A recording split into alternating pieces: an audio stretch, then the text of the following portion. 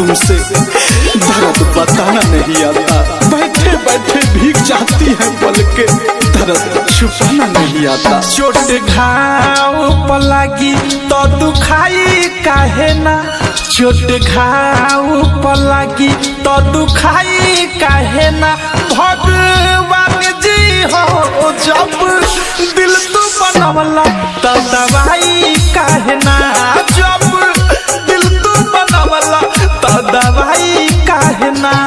चोट घाव पर लागी तो दुखाई काहे ना। भगवान जी हो जब दिल तू बनवला तो दवाई काहे ना, जब दिल तू बनवला तो दवाई काहे ना। हर तन्हा रात में एक नाम याद आता है, कभी सुबह कभी शाम याद आता है। जब सोचते हैं कर ले दोबारा मोहब्बत, फिर पहली मोहब्बत का अंजाम याद आता है। प्यार में धोखा जदी मिले लगी से, बहना दवाई दर्द मिटाई लोग कैसे हो। प्यार में धोखा जदी मिले लगी से, बहना दवाई दर्द मिटाई लोग कैसे। जेकरा खातिर तनी परछाई थाहे ना, जेकरा खातिर तनी परछाई थाहे ना।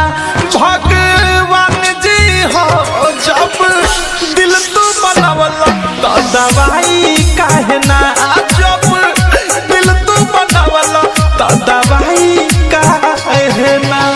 कभी सोचा भी नहीं था जिंदगी में ऐसा भी फंसाना होगा। रोना भी जरूरी होगा और आंसू भी छुपाना होगा। खोजलो पर मिलत नहीं खे कहीं दवा खाना में, मन नहीं करे थारू जिए के ये जमाना में।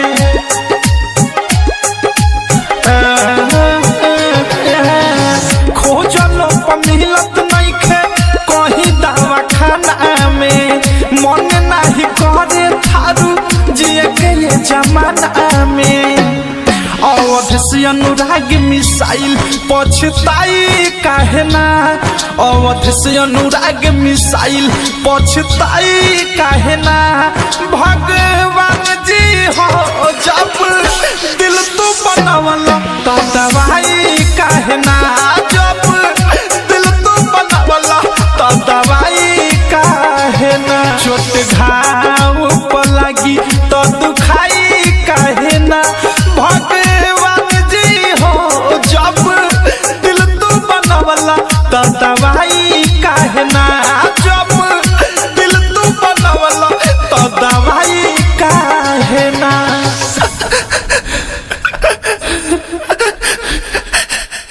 RCM म्यूजिक न्यू ऐप अभी डाउनलोड कीजिए हमारे गूगल प्ले स्टोर।